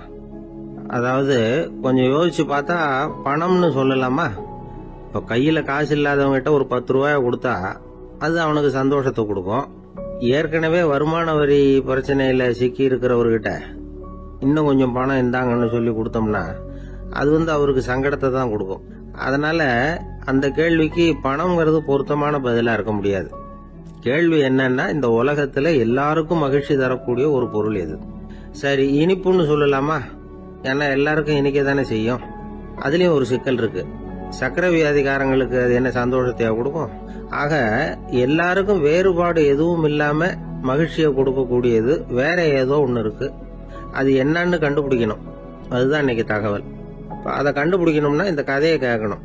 அது என்ன கதைன்னா, ஒரு ஊர்ல ஒரு ராஜா இருந்தார். அவருக்கும் இதே சந்தேகம் வந்துட்டுது. அதாவது எல்லாருக்கும் இன்பம் தரக்கூடிய பொருள் எது அப்படின்னு. இதுக்கு பதில் தெரிஞ்சுக்கிறதுக்கு ஆசைப்பட்டார். சரி, அதுக்கு என்ன செய்யலாம்னு யோசனை பண்ணாரு. நாட்டு மக்களுக்கு பகிரங்கமா ஒரு அறிவிப்பு கொடுத்தார். நம்ம நாட்டு மக்கள் இன்பம் தரக்கூடிய பொருள் எதுன்னு நினைக்கிறாங்களோ அதை கொண்டுகிட்டு வந்து அரண்மனையில உள்ள கண்காட்சி மண்டபத்துல வைக்கலாம். அப்படி அவங்க வைக்கிற பொருள்கள்ல எது எல்லாருக்கும் இன்பம் தரக்கூடியதா இருக்குமோ அதை வச்சவருக்கு 1000 பொற்காசுகள் பரிசு அப்படின்னு அறிவிப்பு கொடுத்துட்டார். ஜனங்கள் இந்த அறிவிப்பை கேட்டாங்க. அதுக்கப்புறம் சும்மா இருப்பாங்களா? 1000 பொற்காசுன்னா சும்மாவா? அவங்க கையில என்னென்ன கிடைச்சதோ அதையெல்லாம் கொண்டாந்து அரண்மனை காட்சி மண்டபத்துல வச்சுட்டாங்க. அதுக்கப்புறமா ராஜா அங்க வந்தார். ஒவ்வொன்னா பாத்துக்கிட்டே வந்தார். முதல்ல ஒரு குயில் இருந்தது, இனிமையா பாடக்கூடிய குயில். இந்த குயிலோட இன்னிசை எல்லாருக்கும் இன்பம் தரக்கூடியதுதான். இருந்தாலும் காது கேட்காதவங்களுக்கு இந்த இசை எப்படி இன்பம் தர முடியும்? அதனால இது சரியில்லைன்னு விட்டார். அடுத்தபடியா போனாரு. அங்க என்ன வச்சிருக்கிறாங்கன்னு பார்த்தார். பார்த்தா ஒரு அழகான மயில் அங்க தோகை விரிச்சு ஆடிக்கிட்டு இருக்குது. இந்த மயிலோட ஆட்டம் மனசுக்கு இன்பம் தரக்கூடியதுதான். இருந்தாலும் பார்வை இல்லாதவங்க இந்த ஆட்டத்தை பார்த்து ரசிக்க முடியுமா? முடியாது. அதனால இதுவும் சரியில்லை அப்படின்னு சொல்லிவிட்டார். அதுக்கு அடுத்தபடியா போனார். பல வகையான இனிப்பு பண்டங்களை வச்சிருந்தாங்க. பார்த்தார், வயசானவங்களுக்கும் நோயாளிகளுக்கும் இது இன்பம் தராது, துன்பம் தான் கொடுக்கும் அப்படின்னார். இப்படி ஒவ்வொன்றா பார்த்துக்கிட்டே போறார். அழகான மலர்கள், கனிகள், ஓவியங்கள் எதுவுமே பொருத்தமா தெரியல. சகல பேருக்கும் இன்பம் தரக்கூடிய வகையில எதுவும் இல்லை. கடைசியா வந்தாரு. அங்க ஒரு களிமண் பொம்மை இருந்தது. அது என்ன பொம்மை தெரியுமா? பசியால வாடி இருக்கிற ஒருத்தருக்கு ஒரு அம்மா இனிமையா பேசிக்கிட்டு சோறு போடுறது மாதிரி அந்த பொம்மையை செஞ்சிருந்தாங்க. அதுக்கு கீழே அன்பு அப்படின்னு எழுதியிருந்ததுதான். ராஜா பளிச்சுன்னு ஒரு முடிவுக்கு வந்தார். அந்த பொம்மையை செஞ்ச சிற்பியை வரவழைச்சார், பரிசு கொடுத்தார். அன்பு ஒண்ணுதான் எல்லாருக்கும் இன்பம் அளிக்கக்கூடிய பொருள். காது கேட்காதவங்களும் அதை கேட்க முடியும், பார்வை இல்லாதவங்களும் அதை பார்க்க முடியும், குழந்தைகளும் அதை உணர முடியும் அப்படின்னு அதுக்கு விளக்கம் கொடுத்தார் அந்த மன்னர். இந்த உலகத்துல எல்லாருக்கும் மகிழ்ச்சி தரக்கூடிய ஒரு பொருள் அன்பு தான். அதை புரிஞ்சுக்கிட்டு தான் சில கணவன்மார்கள் மனைவி பேர்ல ரொம்ப அன்பை காட்டிக்கிறது வழக்கம். ஒரு வீட்டு வாசப்படி பக்கமா மழைக்கு ஒதுங்கினார் ஒருத்தர். மழை தூரிக்கிட்டு இருந்தது, இருட்டு நேரம். அந்த வீட்டுல இருந்தவர், இன்னைக்கு ராத்திரி வேணும்னா இங்கேயே தங்கிட்டு காலையில போங்க அப்படின்னார். உடனே இவரு சொன்னார், ரொம்ப நன்றிங்க, ஒரு 10 நிமிஷத்துல இதை வந்துடுறேன் அப்படின்னு சொல்லிவிட்டு எங்கேயோ ஓடினார். 10 நிமிஷம் கழிச்சு திரும்பி வந்தார். ஆமா, எங்க போயிட்டு வந்தீங்கன்னு கேட்டார் வீட்டுல இருந்தவர். நேரா எங்க வீட்டுக்கு போய் மனைவி கிட்ட இன்னைக்கு ராத்திரி இங்கேயே தங்கிக்கிறேன்னு சொல்லிவிட்டு வந்துட்டேன் அப்படின்னாரு அவர். அன்புல இது ஒரு ரகம். எதிர்காலத்தை நினைச்சா எனக்கு ரொம்ப பயமா இருக்கு சார் அப்படின்னு சொல்றவங்க நிறைய பேர் இருக்கிறாங்க. அதாவது பயப்படாத மனிதர்கள்னு யாருமே கிடையாது. ஒவ்வொருத்தருக்கும் ஒவ்வொரு விதமான பயம் இருந்தாலும் ஒட்டுமொத்தமா பாக்குறப்போ மனிதனுக்கு 6 விதமான பய உணர்வுகள் வரலாம் அப்படின்னு பெரியவங்க சொல்றாங்க. எல்லா விதமான பயமும் இந்த 6 வகைக்குள்ள அடக்கம். அந்த 6 வகை பயமும் 6 எதிரிகள் மாதிரியாம். 6 எதிரிகளையும் புரிஞ்சுக்கிட்டோம்னா போதும், வாழ்க்கையில சுலபமா வெற்றி அடைய முடியும். சரி, அந்த 6 வகை பயம் என்னென்ன அப்படின்னு பார்ப்போம். முதல்ல வறுமை பற்றிய பயம், 2வது பழிச்சொல் பற்றிய பயம், 3வது உடல் நலம் பாதிப்பு பற்றிய பயம், 4வது என்னன்னா காதல் தோல்வி, 5வது முதுமை, 6வது மரணம். அதாவது பயப்படுறதுங்கிறது ஒரு மனநிலை தான். இந்த மனநிலையை கட்டுப்படுத்த முடியும், திசை திருப்ப முடியும். சரி, இந்த பயங்களின் அறிகுறிகள் எப்படி இருக்கும்? வறுமை பற்றிய பயம் அப்படின்னு முதல்ல சொன்னோம் இல்லையா, அந்த பயத்தின் அறிகுறிகளை தெரிஞ்சுக்குவோம். எதுலேயும் அக்கறை இல்லாம இருக்கிறது, ஒரு குறிக்கோள் இல்லாம இருக்கிறது, வறுமையை சகிச்சுக்கிறது, வாழ்க்கையில கிடைக்கிறது எதுவா இருந்தாலும் ஆட்சேபனை இல்லாமல் ஏத்துக்கிறது, மனசாலும் உடம்பாலும் சோர்ந்து போயிருக்கிறது, ஆர்வம், முனைப்பு, கற்பனை திறன் எதுவுமே இல்லாம இருக்கிறது. இதெல்லாம் தான் அந்த வறுமை பற்றிய பயத்தின் அறிகுறிகள். அந்த அடுத்தது ஒண்ணு பார்த்தோமே, பழிச்சொல் பற்றிய பயம். அதாவது அடுத்தவங்க நம்மளை குறை சொல்லி விடுவாங்களோ அப்படிங்கிற பயம். இதுக்கு அறிகுறி என்ன தெரியுமா? புதியவர்களை சந்திக்கிறதுக்கு பயப்படுறது, முடிவு எடுக்க முடியாம குழம்புறது, பிரச்சனைகளை தவிர்க்க விரும்புறது, தாழ்வு மனப்பான்மை, வரவுக்கு மீறி செலவு செஞ்சு இமேஜை உயர்த்திக்கிறது, குறிக்கோள் இல்லாத வாழ்க்கை. இதெல்லாம் தான் அதுக்கு அறிகுறிகள். மூணாவது பயம் உடல் நலம் பாதிப்பு பற்றிய பயம், அதாவது நோய் பற்றிய பயம். ஒரு உண்மை என்ன தெரியுமா? டாக்டரை சந்திக்கிற மனிதர்கள்ல 75% பேர் தங்களுக்கு நோய் வந்துட்டுதுங்கிற கற்பனையில் இருக்கிறவங்களாம். நிஜமாவே நோய் கிடையாது அவங்களுக்கு. இந்த பயத்தின் அறிகுறிகள் என்னன்னா, வியாதிக்கான அறிகுறிகள் தன்னிடம் இருக்கிறதாக நினைச்சுக்கிறது, எந்த நேரமும் வியாதியை பத்தியே பேசி பேசி மனசை அங்கேயே வச்சிருக்கிறது, நோய் சம்பந்தமான செய்திகளை படிச்சு நமக்கு இப்படி ஆயிடுமோ அப்படின்னு வேதனைப்படுறது. இதெல்லாம் தான் அதுக்கு அறிகுறிகள். நாலாவது பயம் காதல் தோல்வி.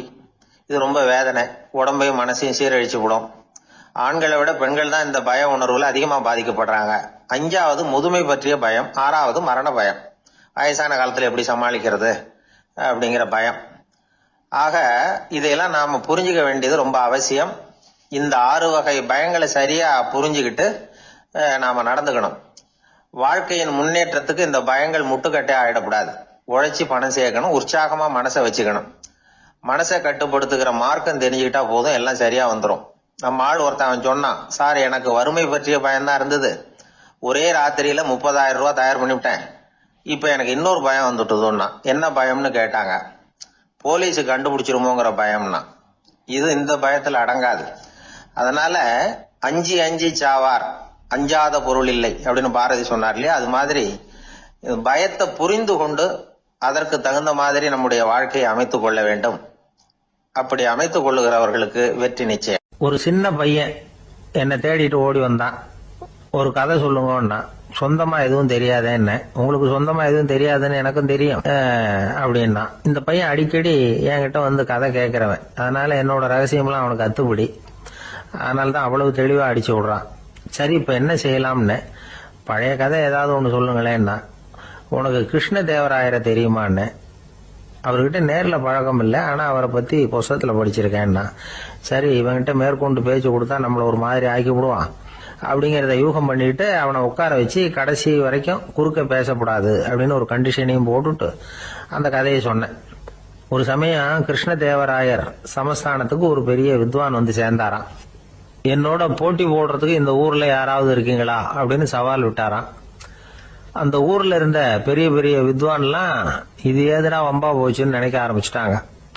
யாரும் அந்த ஆளோட போட்டி போடுறதுக்கு தயாரா இல்லை. எல்லாரும் நடுங்கிட்டு இருக்கிறாங்க. அந்த நேரத்துல ஒருத்த மட்டும் தைரியமா முன்னுக்கு வந்தான். அது யாருன்னா தெனாலிராமன். அந்த சமஸ்தானத்துல விகட கவி அவன். என்ன அனுப்புங்க போட்டிக்கு, நான் ஜெயிச்சு காட்டுறேன்னா. உனக்கு அவ்வளவு தைரியம் இருக்குதா அப்படின்னு கேட்டாங்க. தைரியம் மட்டும்தான் என்கிட்ட இருக்குது, ஆனா தைரியம் இருந்தா அதிர்ஷ்டம் தேடிட்டு வருங்கிறது எனக்கு தெரியும் அப்படின்னா. அடுத்த நாள் போட்டி ஆரம்பமாச்சு. அந்த பெரிய வித்வான் வந்து நின்னார். தெனாலிராமன் எதிரில் வந்து நின்னா. அந்த வித்வான் ஒரு விரல காட்டினார். தெனாலிராமன் பதிலுக்கு 2 விரல காட்டினான். வித்வான் 3 விரல காட்டினார். இவன் உடனே 4 விரல காட்டினான். உடனே 5 விரல காட்டினார் அவரு. தெனாலிராமன் உடனே தன்னுடைய கை முஷ்டியை காட்டினான், கையை மூடி காட்டினான். அவ்வளவுதான். அந்த பெரிய வித்வான் கிருஷ்ணதேவராயர் காலில் விழுந்தார். நான் தோத்துட்டேன், என் தோல்வியை ஒத்துக்கிறேன் அப்படின்னு சொல்லிவிட்டார். கிருஷ்ணதேவராயர் அவரை தனியா அழைச்சிட்டு போய் என்ன நடந்ததுன்னு விசாரிச்சார். அந்த வித்வான் விளக்கம் கொடுத்தார். ஆண்டவன் ஒருவன் தான் உண்டுங்கிறத விளக்கறதுக்காக நான் ஒரு விரல காட்டினேன். அப்படி இல்ல, சக்தியை சேர்த்தா சக்தி சிவன் 2 பேர் உண்டுன்னு உங்க வித்வான் 2 விரல காட்டினார். மூர்த்திகள் 3 பேருங்கிறதுக்காக நான் 3 விரல காட்டினேன். வேதங்கள் 4ன்னு சொல்லி அவர் 4 விரல காட்டினார்.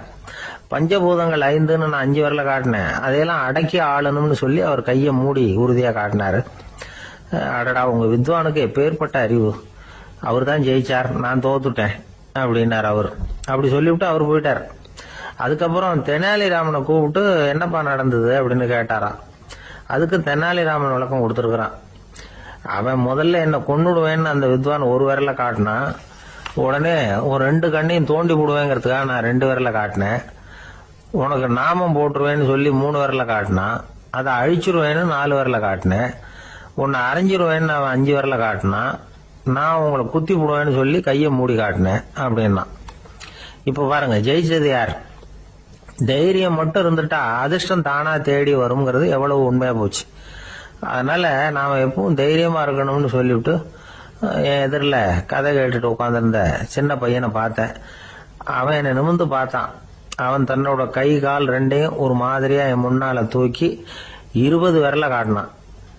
எனக்கு ஒன்றும் புரியல. இதுக்கு என்னப்பா அர்த்தம்னு கேட்டேன். இதே கதையை இதுக்கு முன்னாடி என்கிட்ட 20 தடவை நீங்க சொல்லியிருக்கீங்கன்னு அர்த்தம் அப்படின்னா.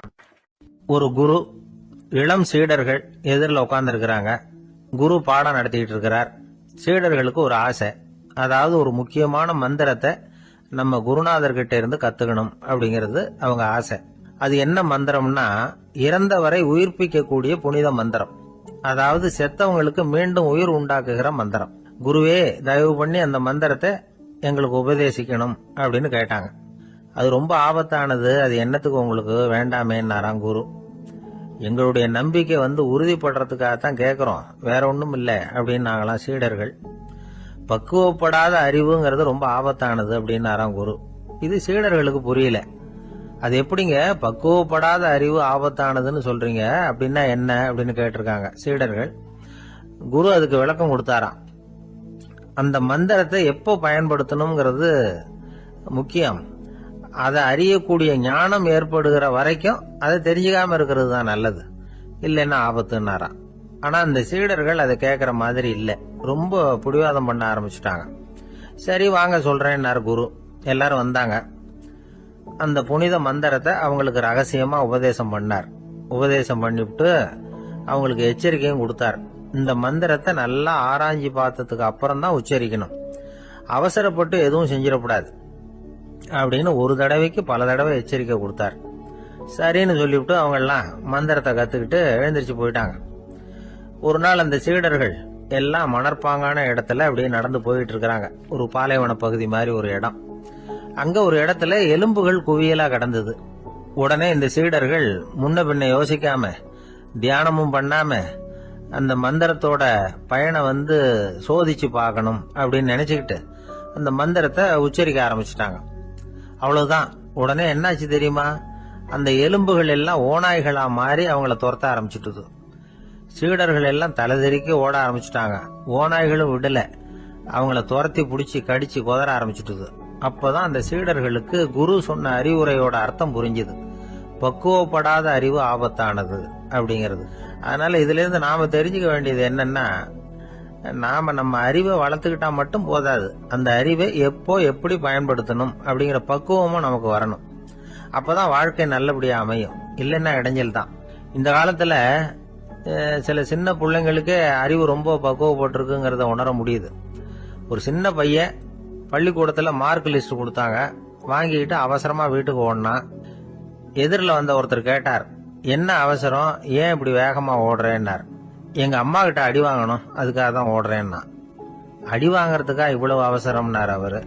அப்படி இல்லைங்க, நான் போறதுக்குள்ள எங்க அப்பா வீட்டுக்கு வந்துட்டாருன்னா அவர்கிட்ட அடி வாங்க வேண்டியிருக்கும், அதை அவாய்ட் பண்றதுக்காக இப்படி ஓடுறேன் அப்படின்னு நானும். ஒரு மனிதர், அவர் யாருக்கிட்டே தொலைபேசியில பேசிட்டு இருக்கிறார். கொஞ்சம் தூரத்துல நாம நிக்கிறோம். எட்டத்துல இருந்துகிட்டு அவரை கவனிக்கிறோம், அவர் போன்ல பேசுறத. அவர் பேசுகிற வார்த்தைகள் என்ன அப்படிங்கறது நம்ம காதுல விழல. ஆனாலும் அவர் பேசிக்கிட்டு இருக்கிறது நல்ல செய்தியா கெட்ட செய்தியா அப்படிங்கறத நம்மால யூகிக்க முடியும். மகிழ்ச்சியான செய்தியை பேசும்போது முகம் மலருது, புன்னகை பூக்குது. இதுல ஒண்ணு நீங்க கவனிக்கணும், தொலைபேசியில நாம பேசுறப்போ நம்மோட பேசுறவர் எதிரில் இல்ல, அவர் தொலைபேசி வழியா நம்ம குரலை மட்டும்தான் கேட்க போறார், நம்ம முகத்தை அவர் பார்க்க போறது இல்ல. அப்படி இருந்தும் அப்ப நம்ம முகம் ஏன் மலரணும் அப்படின்னா, இதுதான் உடல் மொழி, பாடி லாங்குவேஜ் அப்படின்னு சொல்றாங்க. நம்ம அறியாமலேயே நம்ம உடம்பு செய்திகளை தெரிவிக்குது பாருங்க, அதுதான் உடல் மொழி. ஒரு மனிதர் தொலைபேசியில பேசிக்கிட்டு இருக்கிறத நீங்க தூரத்துல இருந்து கவனிச்சுக்கிட்டே, அவர் நண்பரோட பேசுறாரா, மனைவியோட பேசுறாரா, குழந்தையோட பேசுறாரா, இல்ல மேல் அதிகாரி கிட்ட பேசுறாரா, அல்லது அவருக்கு கீழே பணிபுரிகிறவர்கள் கிட்ட பேசுறாரா அப்படிங்கிறத கண்டுபிடிக்கலாம். அதுக்கு காரணம் அவருடைய உடல் மொழி. இந்த உடல் மொழி கூட நம்ம வாழ்க்கையின் முன்னேற்றத்துக்கு பயன்படும். இத பத்தியெல்லாம் கூட சில நிபுணர்கள் ஆராய்ச்சி பண்ணி பார்த்திருக்கிறாங்க. அவங்க சில விவரங்களை சொல்றாங்க. குறிப்பா ஒருத்தர் தன்னுடைய நாற்காலியில கிட்டத்தட்ட படுத்துக்காத குறையா உட்கார்ந்துருக்கிறாருன்னு வச்சுக்கோங்க. எதிர இருக்கிறவர் பேசுறது அவருக்கு பிடிக்கலன்னு அர்த்தமா. தலையை சொரிஞ்சுக்கிறது, வேற வேற திசைகள்ல பாக்குறது, கொட்டாவி விடுறது, கால்களை மாத்தி போட்டு உட்கார்றது, களைப்பா கை விரல்களை அப்படியே பின்னிக்கிறது, அடிக்கடி கடிகாரத்தை பாக்குறது, இப்படிலாம் ஒருத்தர் பண்ணிட்டு இருக்கிறாருன்னா நாம கூடிய சீக்கிரம் அந்த இடத்த விட்டு எழுந்திரிச்சு வந்துடுறது நல்லது. ஏன்னா இதெல்லாம் அவருடைய சலிப்பு, சோர்வு, ஆர்வமின்மை இதுக்கு அடையாளங்கள். நம்முடைய பேச்சு அவரை சலிப்படைய வச்சுட்டதுன்னு அர்த்தம். அவர் ரொம்பவும் சோர்ந்து போயிட்டாருன்னு பொருள். நம்முடைய பேச்சில் அவருக்கு ஆர்வம் இல்லைன்னு அர்த்தம். அதே நேரத்தில் நாற்காலியின் நுனியில அமர்ந்து உடலை முன்னுக்கு நகர்த்தி எதிர இருக்கிறவரின் கண்களை பார்த்துக்கிட்டே பேசினாலும் சரி அல்லது பேச்சை கேட்டாலும் சரி, உங்க பேர்ல மற்றவங்களுக்கு உள்ள பிடிப்பு அதிகரிக்கும். நாம எப்படிப்பட்டவர்ங்கிறத நம்ம உடம்பும் நடை உடை பாவனையும் அடுத்தவங்களுக்கு காட்டி கொடுத்துரும். உங்க உடம்பு, உங்க பார்வை, நடை, உட்கார்ற விதம் இதை வச்சுக்கிட்டே நீங்க பொறுப்புள்ளவரா, முரடரா, அலட்சியமானவரா, மரியாதை தெரிஞ்சவரா, அடக்கமானவரா, நம்பிக்கைக்கு உரியவரா, நாணயம் இல்லாதவரா, பயந்தவரா, திறமசாலியா, அப்பாவியா அப்படிங்கறதெல்லாம் கண்டுபிடிச்சிடலாம். அதனால இந்த உடல் மொழியை புரிஞ்சுக்கிட்டு நம்மளை கொஞ்சம் சரிப்படுத்திக்கிட்டோம்னா வாழ்க்கையில சுலபமா பல காரியங்களை சாதிக்க முடியும். ஒரு மனநல மருத்துவமனை, அங்க ஒருத்தர் ஒரு நாற்காலியில உட்காந்துக்கிட்டு கார் ஓட்டுறது மாதிரி அப்படி பாவனை பண்ணிட்டு இருந்தார். ஸ்டியரிங்கை திருப்புறது மாதிரி, பின்னாடி வர்ற வண்டியை நிக்க சொல்றது மாதிரி, அப்புறம் இவர் ஒதுங்கிக்கிட்டு அவருக்கு வழி விடுறது மாதிரி, இப்படிலாம் சேட்டைகள் பண்ணிட்டு இருந்தார் மனநல மருத்துவமனையில. இத பார்த்துக்கிட்டு இருந்த ஒருத்தர் பக்கத்துல இருந்த இன்னொருத்தர்கிட்ட கேட்டார், இவர் ஏன் இப்படி பண்றாரு, இவருக்கு ஏன் அப்படி வந்தது நிலைமை அப்படின்னு சொல்லி அவர் விசாரிச்சார். அப்ப அவர் விவரம் சொன்னார். வேற ஒண்ணும் இல்லைங்க, இவருக்கு கார் ஓட்டணும்னு ஆசை ரொம்ப காலமா, அது நிறைவேறாம போயிட்டுது. அதுக்கப்புறம் அவர் மனநோயாளியா மாறிட்டார். இங்க அழைச்சிட்டு வந்தாங்க. இங்க அழைச்சிட்டு வந்ததுல இருந்து அப்படிதான் பண்ணிட்டு இருக்கிறாரு. அவ கார் ஓட்டுறது மாதிரிலாம் பாவனை பண்ணிட்டு இருப்பார், திருப்புறது மாதிரி பண்ணுவார், பின்னாடி வர்றவங்களுக்கு இடம் விடுவார், இப்படிலாம் செய்யறார் அப்படின்னு விவரம் சொன்னாங்க. நீங்க சொல்லப்படாதா, இப்ப நீங்க கார் ஓட்டல, வெறும் நாற்காலியில தான் உட்கார்ந்து இருக்கிறீங்க அப்படின்னு நீங்க சொல்லப்படாதா அவருக்கு அப்படின்னு கேட்டாங்க. அது முடியாதுங்க, ஏன்னா அந்த காரை கழுவுறதுக்காக அவர் தினமும் எனக்கு 10 ரூபா கொடுத்துக்கிட்டு இருக்கிறார் அப்படின்னாராம் அங்க வேலை செஞ்சுக்கிட்டு இருந்த ஒருத்தர். அதனால வாழ்க்கையில நாம இந்த உடல் மொழியை புரிஞ்சுக்கணும். உடல் மொழிங்கிறது இப்ப ஆரம்பத்துல சொன்னது மாதிரி அந்த தொலைபேசியில பேசுறவங்கள தூரத்துல இருந்து பார்த்தாவே அவர் யாருகிட்ட பேசுறாரு, என்ன பேசுறாருன்னு தெரியும். நம்ம முகத்தை நல்லா வச்சுக்கணும். உடல் மொழிய நம்ம புரிஞ்சுக்கிட்டு பயன்படுத்த ஆரம்பிச்சோம்னா எந்த முயற்சி பண்ணினாலும் அதுல வெற்றி நிச்சயம். ஒரு நாள் ஒரு 10-15 பள்ளிக்கூடத்து பிள்ளைங்க தேடிட்டு வந்தாங்க. உங்களை பார்த்துட்டு தான் போகணும், அதுக்காக தான் வந்திருக்கோம்னாங்க. என்ன விஷயம்னு கேட்டோம். நாங்கள்லாம் கூடி ஒரு முடிவு பண்ணியிருக்கிறோம், அதை உங்ககிட்ட சொல்லணும் அப்படின்னாங்க. அதுவும் ஒரு வாண்டு பையன் அதை சொன்னான். என்ன முடிவு அது அப்படின்னு கேட்டோம் ரொம்ப ஆர்வமா. அதை இப்போ சொல்ல மாட்டோம், எங்களுக்கு பிடிக்கிற மாதிரி ஏதாவது ஒரு தகவல் சொன்னால் அதுக்கப்புறம் நாங்கள் அதை சொல்கிறோம் அப்படின்னா அந்த வாண்டு பையன். சரி, சின்ன பையன்கிட்ட இன்னைக்கு வசமாக மாட்டிக்கிட்டோம் அப்படின்னு நினச்சிக்கிட்டு அவங்களுக்கு தகுந்த மாதிரி ஒரு கதை சொல்ல ஆரம்பித்தோம். அது என்ன கதைன்னா, ஒரு பெரிய காடு, அதில் பலவிதமான மிருகங்கள். அந்த காட்டுக்கு ஒரு சிங்கம் தான் ராஜா. எப்பவும் காட்டுக்கு அது தானே ராஜா. ஒரு பெரிய யானைக்கு இது பொறுக்கலை. என்ன இது, எப்போ பார்த்தாலும் இங்கே சிங்கத்துக்கே ராஜா பதவி கிடைக்குது, நான்லாம் எவ்வளவு பலசாலியாக இருக்கிறேன், அப்படி இருந்தும் எனக்கு அந்த பதவி கிடைக்கலையே அப்படின்னு தனக்குள்ள பொறுமிக்கிட்டே இருந்தது. ராஜா பதவியை நினைச்சு ரொம்ப ஏக்கம், அதுக்கு பதவி மோகம். இந்த சமயம் பார்த்து ஒரு குள்ள நரி கூட்டம் அதை தேடிட்டு வந்தது. ஐயா பெரியவங்களே, நீங்க இந்த காட்டுக்கு ராஜாவா இருக்க ஆசைப்படுறீங்க, அதுல ஒன்றும் தப்பு இல்லை. ஆனா அதுக்கு முன்னாடி நீங்க எங்க கூட்டத்துக்கு கொஞ்ச நாள் தலைவரா இருங்க, அதாவது ராஜாவா இருங்களேன், உங்களுக்கும் ஒரு ட்ரைனிங் கிடைச்சது மாதிரி இருக்கும் அப்படின்னு சொல்லியிருக்குது இந்த கூட்டம், குள்ள நெறி கூட்டம். இதை கேட்ட உடனே யானைக்கு ரொம்ப சந்தோஷம் தாங்கல. அதுதான் எப்பன்னு பதவிக்காக காத்துக்கிட்டு இருக்குதே. இருந்தாலும் கொஞ்சம் பிகுவோட, சரி நீங்கள்லாம் இவ்வளவு தூரம் என்ன தேடிட்டு கேட்கறதுனால மறுக்க முடியல, அப்படின்னு ரொம்ப ஏதோ அவளுக்கு சிரமப்பட்டு ஒத்துக்கிறது மாதிரி ஒத்துக்கிட்டது. ஏதோ உங்க ஆசைக்கு கட்டுப்படுறேன், கொஞ்ச நாள் உங்க கூட்டத்துக்கு ராஜாவா இருக்கிறதுக்கு சம்மதிக்கிறேன் அப்படின்னுது.